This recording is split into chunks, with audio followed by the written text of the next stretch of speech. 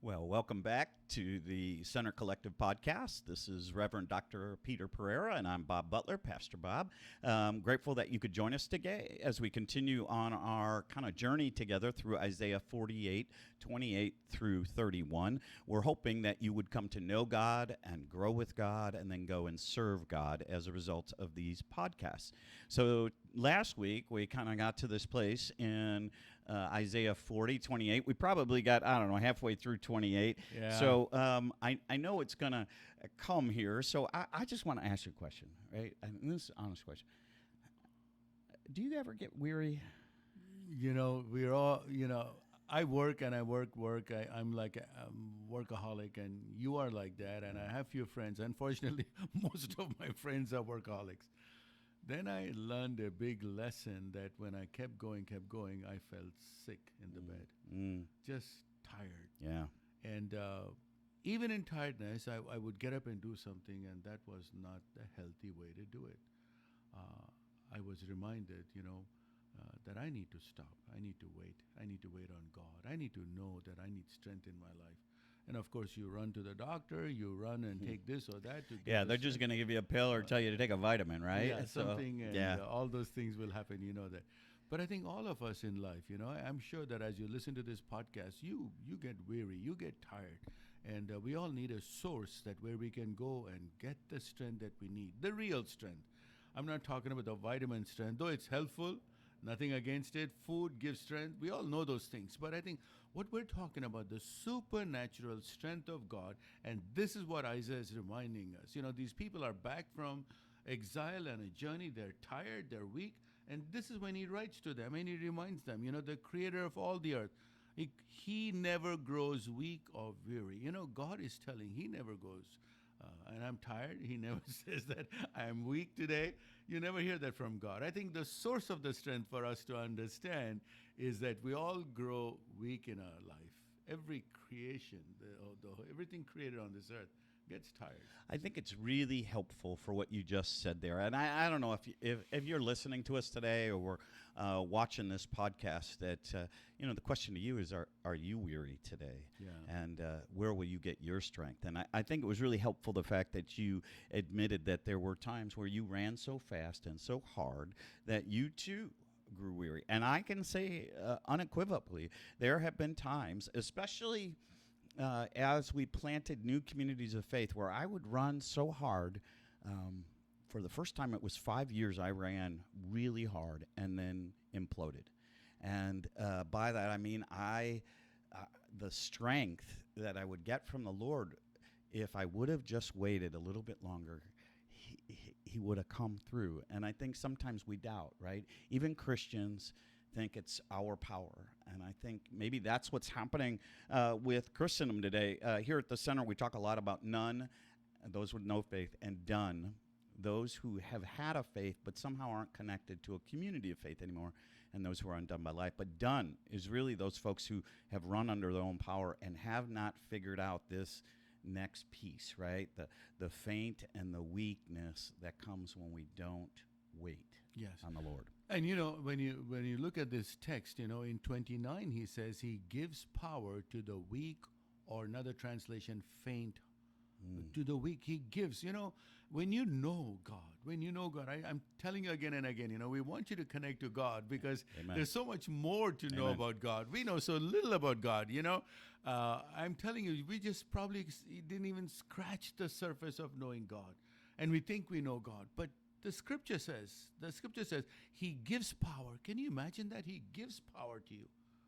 I mean, what a lovely way to look at this verse and say he gives power to the weak.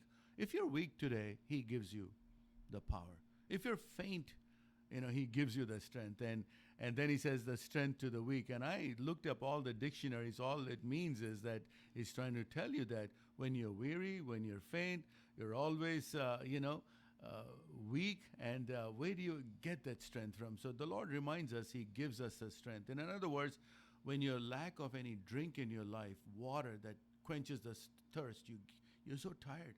But once you take that water, it refreshes you. Just the water. And I want you to imagine when you're weak, when you can go to the source of the strength, God gives you that power. I love that, Bob. It just reminds us, if you're powerless, if you have no might, you lack something. All these are saying, the scripture says, when you become empty, when you have nothing in you, it is then God says, I will give you power. Yeah, I really think one of the things I've learned over, I don't have the same length of a career in the ministry as you do, but my relationship with Christ has been one in which when I get to this place where, I am growing weary, I am struggling, that I know in my soul deep down what's missing. And I love the fact, for those who don't know this, Peter and I actually do coach one another as well as others. And there are moments, and I think there was one last week or a couple of weeks ago where you said to me point blank, where do you get your fire to get up and go again? And I was like, Yes. yeah, well, know the source of my strength, right? And Yes. so there I am this week. Just this week, finally made time to sit with the Lord, just get quiet before God. And for me, that's a whole process. But in knowing Him, you receive that strength in those moments. And it's almost like, okay, He wants to fill us up if we're willing to go before Him and wait on that moment in which, okay, let me give you what you need. And I think sometimes we're like, no, I'm good. I got this, and I'm going to go running on my own, right? I don't know about anybody else out there. I don't know about you, but there have been times where I'm like, oh, I got this. And like you said originally, right, it's as if I put God on a shelf, almost like Elf on a shelf. He's up there, and I take him down when I want to do something, a little wish list or whatever. But really, God is and wants more from us. So when we know He's the source of the strength, we need to bring Him in, and sometimes that's so counterintuitive to the world in which we live, right? It's always about go, go, go instead of, wait a minute. I heard a good Christian leaders talk about this. They said, someone was majoring in the subject from God. For example, an issue of faith, issue of tithing, that's a subject from God, from the source of the strength. And what they were saying is this person learned so much about faith, they forgot God. I want you to think about it, Bob. Yeah. This is very powerful. I mean, you and I think, okay, with faith, I'm thinking about God. No, two different things. You can master something that comes from God and forget God. Right. Well, we see that in seminaries, right? When you went and I went a few years ago now, I'll never forget somebody coming up to me before I actually took my first class, and they said, when you go to that seminary, don't lose your faith. And I was like, what? Yeah. And I didn't understand that. But then I watched how some people got so into the deconstruction of Scripture and theology and who is God and how is God and all the other pieces to the understanding that they lost their faith. Sometimes I want to say something. It's so hard to say what I want to say really in my heart. I think sometimes in the Western world, we have really made a mess of God. Yeah. The reduction theology. I mean, our theology, why do you want to dissect God that you cannot even understand? Right. I mean, he says in verse 28, he says, who can understand? But here you are, and you go through seminary, we're trying to understand God, and then you start reduction theology with Him. You did not even know Him, and you're like, it's me walking up to you, not knowing you, and I'm trying to reduce you. I know you're a pastor, I know that you're a leader, but I'm already starting to reduction theology. Right.